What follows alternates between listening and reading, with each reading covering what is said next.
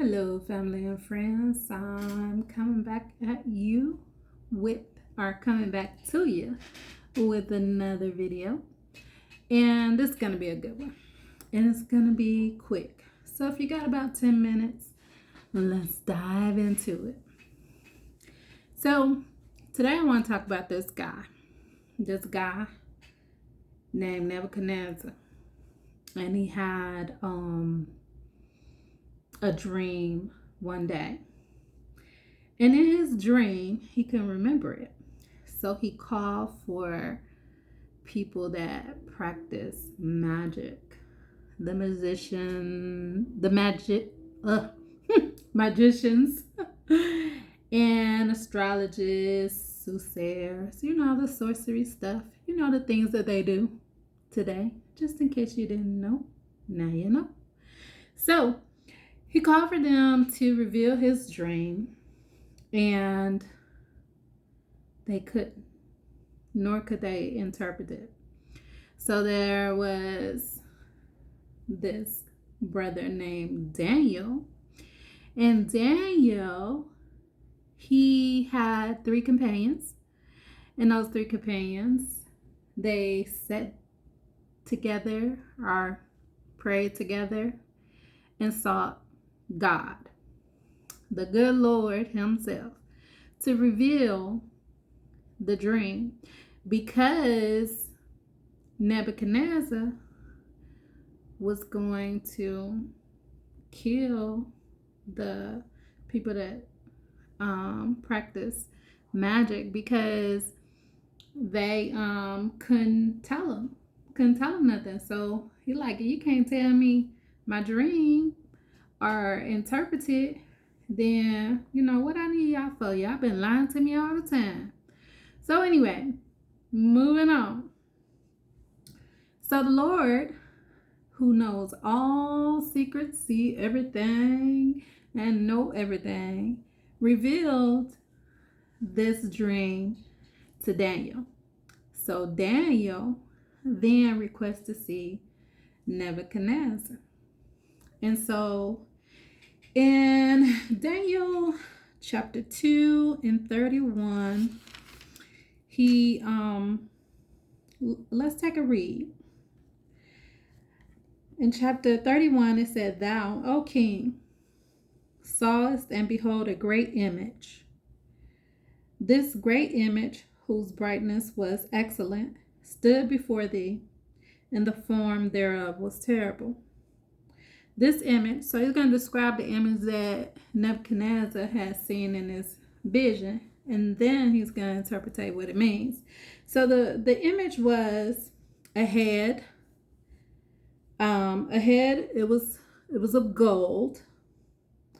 The breast and the arms of silver, and the belly and thighs of brass, the legs of iron,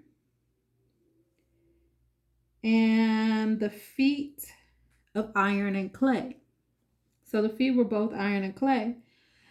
Then he saw a stone cut out without no hands, who struck, or they say smoked, the image up on his feet. So the stone struck the image, and this is what happened.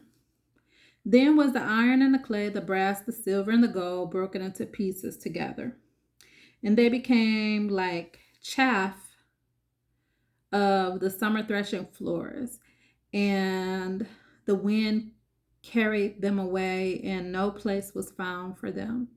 And the stone that smote the image became a great mountain and filled the whole earth. So the stone that struck the image down, it broke into all these pieces, and it was like, like those little flowers you might have picked out of the grass, the lawn, and you just blow, and that's how it was. Bam, gone. So he interpreted the dream, No, I mean, he told him what the dream was. And so now he's going to interpret the dream. And here's the interpretation of the dream. Thou, O king, art a king of kings, for the God of heaven have given thee a kingdom, power, and strength and glory. And wheresoever the children of man dwell, the beasts of the field and the fowls of the heaven have given unto thine hand, and have made thee ruler over them all. Thou art his head of gold. So he's telling Neb, like, you the king, you got the head of gold. God gave you this power over, this kingdom at this time. And so I'm just gonna say, good old Neb, don't let it go to your head. No, no, no. So let's move on to the rest of the dream. And so if Neb is the head, then there's more to reveal in his dream. And so after Neb would come another kingdom inferior. So in the next line, and then a third kingdom and a fourth kingdom, and so on. So moving on to the stone. So there's gonna be more kingdoms after Neb, right? But then there's a stone, maybe no hands, no hands, no hands, no hands, no hands made this stone. So in the days of these kings shall the God of heaven set up a kingdom which shall never be destroyed, and the kingdom shall not be left to other people, but it shall break in pieces and consume all these kingdoms, and it shall stand forever. So that was the stone, consumed all the other kingdoms, and the final kingdom stands forever. Hint, hint. So anyway, good old Neb. Let's see what Neb did. He thanked Daniel. He's like, thank you, Daniel, for revealing this and everything. He gave him presents and all of that, and appointing him higher positions and things like that. So Nebuchadnezzar, the way he did. Chapter 3. Daniel chapter 3. Nebuchadnezzar the king made an image of gold. What? He made an image of gold. A big tall image too. I'll let y'all read that. So after he made the image, right, he called on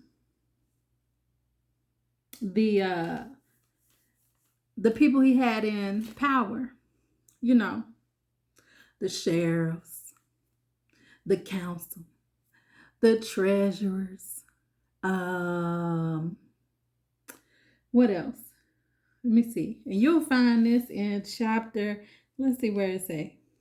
Chapter 3 and verse 3. The princes. And this is not in no particular order. I'm just going off, my memory. But you can read this in chapter 3 of Daniel. And so then he gathered the people together too. And so this is what happened. He told them, when the music played, I have a hard time saying this. Y'all bow down and worship this golden image, right? That's what he did. Good old Nebuchadnezzar. That's what he told the people. We're going to celebrate.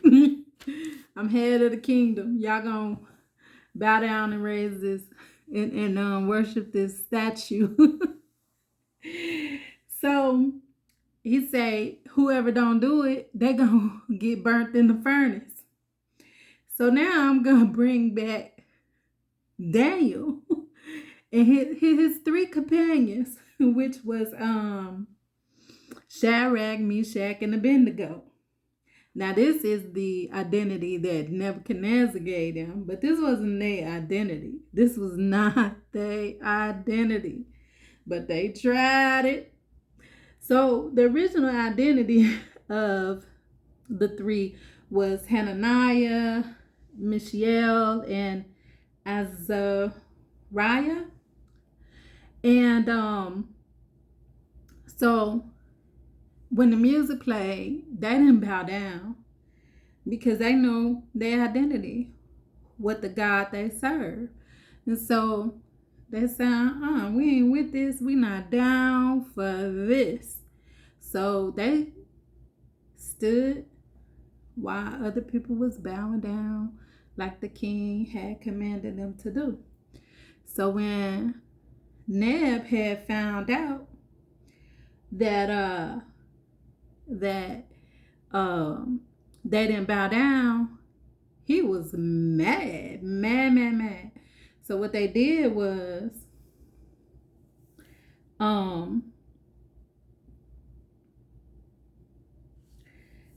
he bound them up